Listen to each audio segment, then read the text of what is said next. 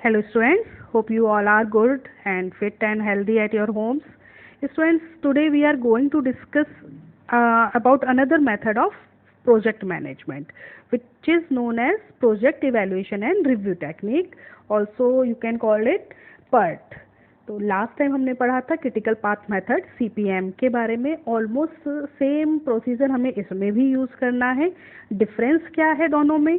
CPM में क्या करते थे, हमें फाइंड करना था एक ऐसा शेड्यूलिंग हमें करनी होती थी जिससे कंप्लीशन वर्क का क्विक हो, और हम आइडेंटिफाई करते थे उन एक्टिविटीज़ को जो प्रोजेक्ट को डिले कर सकती हैं, जैसे हम क्रिटिकल पाथ फाइंड करते थे. PERT objective is to estimate the uncertainty at the time of task duration. Task को करते करते कुछ अनसर्टेनिटीज आएंगी, उनको हम PERT के थ्रू सॉल्व कर सकते हैं, या इस टेक्निक के थ्रू हम उसको भी सॉल्व कर सकते हैं. CPM में चीज़ें फिक्स हैं, इसमें अनसर्टेनिटी इन्वॉल्व होगी. तो स्टार्ट करते. तो project evaluation and review technique. The main objective of the analysis through PERT is to find out the completion for a particular event within specified date. अब इस अप्रोच में हम 3 टाइम वेरिएबल्स को use करते हैं. वो 3 टाइम वेरिएबल्स हैं हमारे पास: optimistic time, most likely time and pessimistic time. ये क्वेश्चन में हमें गिवन होते हैं, इसके थ्रू हम सारी कैलकुलेशन करेंगे. तो ऑप्टिमिस्टिक टाइम क्या है? It is the shortest possible time in which the activity can be finished. ठीक है, इसको हम डिनोट करेंगे T0 से. Most likely time, this is estimate of the normal time the activity would take. ये इसका notation TM. Pessimistic time, the longest time the activity could take if everything goes wrong. तो इसका notation है हमारा TP.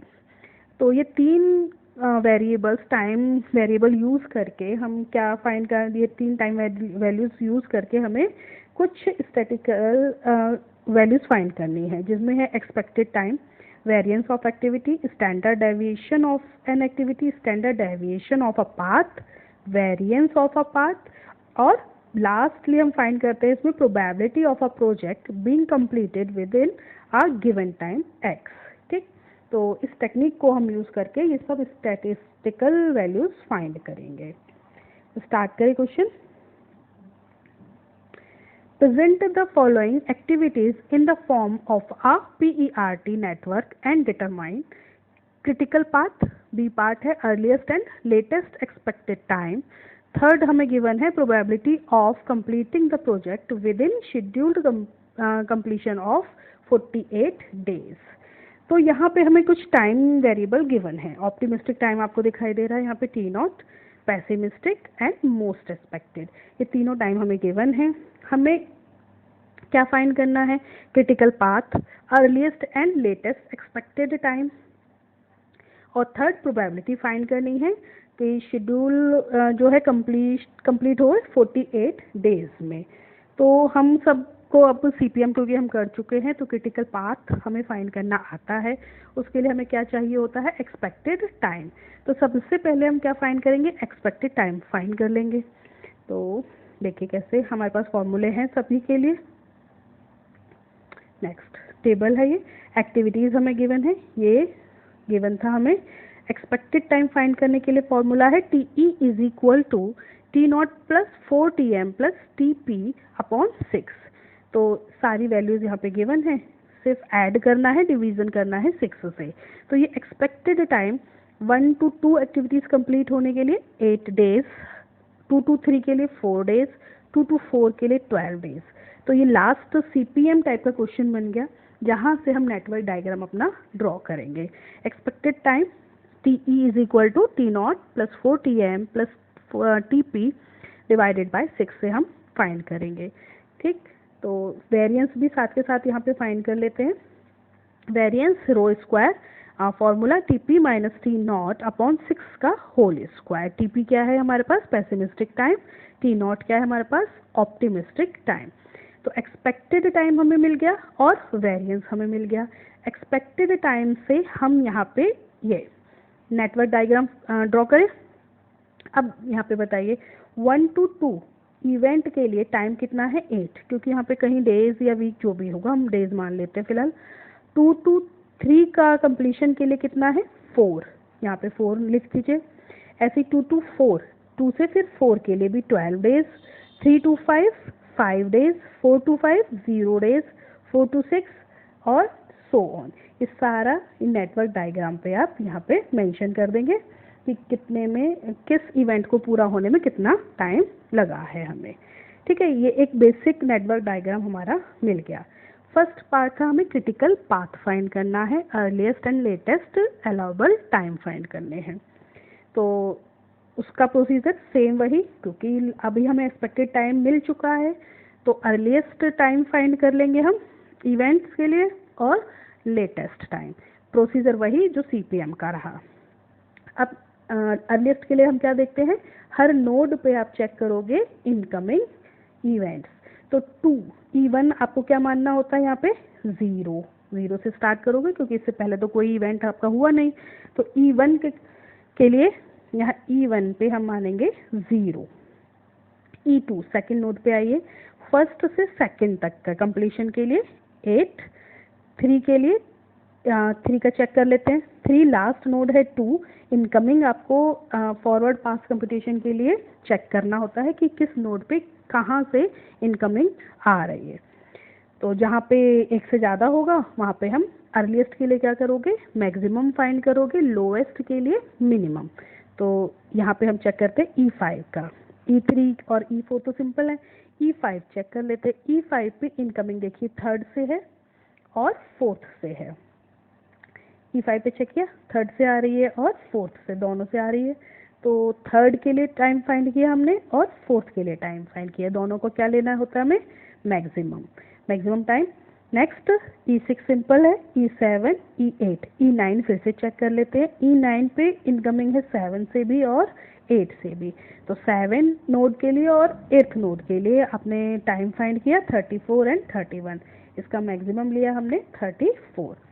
E10 last में check करें, इस पे भी इनकमिंग 2 नोड से आ रही है, 9 से और 6 से। तो दोनों के लिए टाइम फाइंड करिए जैसे इंडिविजुअल के लिए कर रहे हैं। और ये टोटल वैल्यू ये 34, यहाँ पे 44 लिखिए, ये कितना होगा 44, ये 31 नहीं है, यहाँ पे आएगा 44। दोनों का मैक्सिमम हमने क्या चूज़ किया, 44। ठीक है, अर्लीस्ट पास कंप्यूटेशन। अब तो कोई डाउट नहीं होना चाहिए क्योंकि CPM भी आप कर चुके हो। ठीक, नेक्स्ट स्लाइड चेक करें।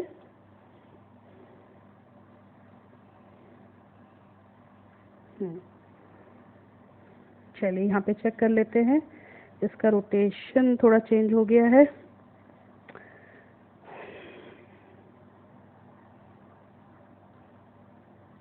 रोटेशन यहाँ से चेंज नहीं हो रहा, चलिए इसी में चेक करते हैं।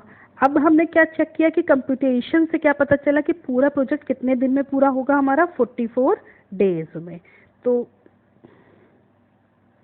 44 डेज में जब कंप्लीशन हो गया तो हम लास्ट वाला कैसे चूज करोगे, आप 44 से आप स्टार्ट करोगे L10 को। कहाँ से स्टार्ट करना है L10 के लिए हमें, 44 से। तो L10 हमने यहाँ पे पुट कर दी फिक्स वैल्यू 44। L9 फाइंड करें, नहीं सीधा हो रहा ये। L9 में हम, अच्छा देखिए, अब बैकवर्ड पास कंप्यूटेशन में हम कहाँ किससे स्टार्ट करते हैं, हम इसमें देखते हैं कि आउट गोइंग कितनी है। L9 का हमने चूज़ किया तो L10 माइनस T10 एंड 9, तो यहाँ पे 44 माइनस 10। ऐसे L8, L7, L6, L5 पे हमने चेक किया कि यहाँ से 2 आउट गोइंग हैं, L5 से 2 आउट गोइंग हमें यहाँ पे दिखाई दे रही है। तो इसमें जब लेटेस्ट आप फाइंड कर रहे होते या बैकवर्ड पास कंप्यूटेशन कर रहे होते तो इसमें क्या चूज़ करना होता है, हमें मिनिमम वैल्यूज़ को चूज़ करना है। तो यहाँ पे हमने मिनिमम चूज़ किया, कितना है 22 और 23 और 20 में से 20। इसी तरह से हमारे पास है L3 और L4 में भी मिनिमम चूज़ करिए 20 और 30, 2 से ये आया हमारा 20। L3 में हुआ हमारा L3 हमारा L5 minus L5 20 minus 5 15। Next L2 check किया हमने, L2 में फिर से हमने चेक किया कि हमारे पास 2 आउट गोइंग है, दोनों गोइंग का टाइम का क्या लोगे आप, मिनिमम चेक करोगे, ये 8। L1 लास्ट में हम पहुंच गए, L2 माइनस L2 T2 1, 8 - 8 0। तो E1 आपने स्टार्टिंग में वैल्यू पुट करी थी E1 की, या हमेशा करते हो 0। L1 भी आना चाहिए हमारा, हमेशा 0 आना चाहिए। ठीक, तो ये सारी वैल्यूज़ अब हम हर नोड पे वैल्यूज़ को पुट करेंगे। नेक्स्ट आप एक ही फिगर बनाएंगे, अब यहाँ पे अलग अलग है, यहाँ पे हमने ये सारी वैल्यूज़ पुट कर दी। ठीक, नेक्स्ट हमें फाइंड करना था अर्लीस्ट टाइम हो गया हमारा, लेटेस्ट टाइम हो गया। फर्स्ट पार्ट में हमें पूछा गया था क्रिटिकल पाथ। तो जितने भी पाथ हैं जो 1 to 10 तक जा रहे हैं, उनमें हम क्या चूज़ करते हैं, जिसमें सबसे ज़्यादा टाइम कंज्यूम हो रहा हो। तो वो है हमारा 1 to 2, 2 to 4, 4 to 5, 5 to 7 and 7 to 9, then 9 to 10। ये हमारा क्रिटिकल पाथ आया। अब सारे पाथ लिख लीजिएगा, सभी के टाइम अब आपके पास हैं, एक्सपेक्टेड टाइम सभी पाथ्स के आपके पास है। सबको ऐड करके देखिए, मैक्सिमम इसका आएगा 44। ठीक है, तो जो आप फाइंड करते हो अर्लीस्ट टाइम, वहाँ पे जो लास्ट वैल्यू आती है E10 की, जैसे इस क्वेश्चन की बात करें तो E10 में हमारा 44 आया। तो यहाँ जो क्रिटिकल पाथ होगा उसका एडिशन, जितने भी इवेंट्स पाथ जो भी ज्वाइन कर रहा है उसके सभी इवेंट का टाइमिंग के एडिशन क्या आनी चाहिए, 44 ही आनी चाहिए। और क्रिटिकल पाथ को हम कैसे शो कराते हैं नेटवर्क डायग्राम में, बाय डबल लाइन्स। तो हमने यहाँ पे ये डबल लाइन कर दी, तो यहाँ पे एक दो पार्ट इसके कंप्लीट हो गए। नेक्स्ट हमें पूछी थी वेरिएंस। देखिए क्रिटिकल पाथ हमने शो करा दिया, तो एक्सपेक्टेड प्रोजेक्ट कंप्लीशन टाइम हमारा 44 डेज यहाँ पे आ गया। नेक्स्ट वैल्यू है project variance row square. May be इस क्वेश्चन में नहीं पूछी गई है, कई क्वेश्चन में पूछी जाती है, तो इसको यहाँ पे समझ लेते हैं। अब यहाँ पे वेरिएंस के लिए, वेरिएंस हमने स्टार्टिंग की टेबल में फाइंड करा था, तो आप पाथ चूज करिएगा 1 to 2, 2 to 4, 4 to 5, 5 to 7, 7 to 9। तो 1 to 2 टेबल चेक करेंगे तो इसकी वैल्यू है 1.78। 2 to 4 में हमारी वैल्यू थी 1.78। 4 to 5 की चेक करेंगे, देन ये आई है 0। 5 to 7 की आपने चेक करी टेबल से, ये 1। और 7 to 9 की ये आई आपकी 1.78। और 9 to 10 फिर से ये मिलेगी आपको टेबल से 4। सारी वैल्यूज ऐड कर दीजिए, आपको प्रोजेक्ट का वेरिएंस मिल जाएगा। वहाँ पे आपने टेबल में जो फाइंड किया था वो इवेंट का वेरिएंस था। यहाँ पूरा प्रोजेक्ट पहले आपने चूज करा कि किस तरह से कंप्लीशन में जाएगा। कंप्लीशन का पाथ क्या है हमारा, 1 to 2, 2 to 4, 4 to 5, 5 to 7 and 7 to 9 and lastly 9 to 10। हमने जब इसको ऑप्ट किया इस पाथ को, अपने क्रिटिकल पाथ को, तो उसके अकॉर्डिंग हम प्रोजेक्ट वेरिएंस फाइंड कर लेंगे। ठीक, अब लास्ट क्वेश्चन था, हमें ड्यू डेट गिवन थी 48 डेज। हमारे कितने डेज आए हैं, क्रिटिकल पाथ के थ्रू हम इस प्रोजेक्ट को कितने दिन में कंप्लीट कर सकते हैं, 44 डेज में। हमें गिवन है 48 डेज, तो हमें प्रोबेबिलिटी फाइंड करनी है इसकी। ठीक, तो करें इसकी probability find. Z is equal to x minus x bar upon rho. Rho कैसे फाइंड करेंगे, इस प्रोजेक्ट वेरिएंस का अंडर रूट ले लीजिए। कई बार ये क्वेश्चन प्रोजेक्ट वेरिएंस अलग से पूछा जाता है, प्रोबेबिलिटी पूछी गई है तो भी आपको इसको यूज़ करना है या फाइंड भी करना ही पड़ेगा। तो हमने क्या किया, x बार हमने फाइंड कर लिया था, एक्सपेक्टेड इवेंट कंप्लीशन टाइम। तो x बार हमारे पास 44 है, x हमें गिवन था 48, रो हमने फाइंड कर लिया 1.24। तो यहाँ पे जो वैल्यू है z इज इक्वल टू 1.24। तो z ट्रांसफॉर्मेशन की हमारे पास टेबल है, या फिर नॉर्मल डिस्ट्रीब्यूशन के लिए हम टेबल इसमें यूज़ करते हैं। टेबल हमने अभी शो करानी है। तो z इज इक्वल टू 1.24, इसकी वैल्यू आएगी 0.8925। तो from standard normal distribution table the probability of meeting the due date is 0.8925। अब इस वैल्यू को हम एक बार चेक कर लेते हैं कि ये नॉर्मल टेबल से आप कैसे चेक करोगे, किसको, z इज इक्वल टू 1.24। यहाँ पे आप टेबल बुक के पीछे भी गिवन हो सकती है, आप डाउनलोड भी कर सकते हो। तो हमारी वैल्यू क्या है, z इज इक्वल टू 1.24। तो 1.24 के लिए देखिए 1.2, एक सेकेंड, ये सारी z की वैल्यूज हमें गिवन है। ठीक है, ये डेसिमल्स के लिए है। यहाँ पे चेक करो 1.2, ये वैल्यू है हमारे पास 1.2। यहाँ से आप चेक करके लाइए 4, कितनी आई 0.89 251। तो इस तरह से आप ये टेबल चेक कर सकते हो, कोई भी वैल्यू आएगी प्रोबेबिलिटी डायरेक्ट आप टेबल से उठा के वैल्यू देनी है। ठीक है, टेबल अभी के लिए एग्जाम में वैल्यू गिवन होगी और अभी आप चाहो तो बुक के पीछे भी गिवन होंगी, तो वहाँ से आप ये चेक कर ले।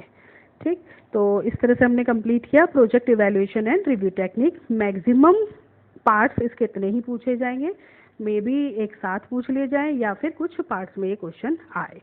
ठीक, चलिए, hopefully this example will help you to understand this. Thank you students, take care.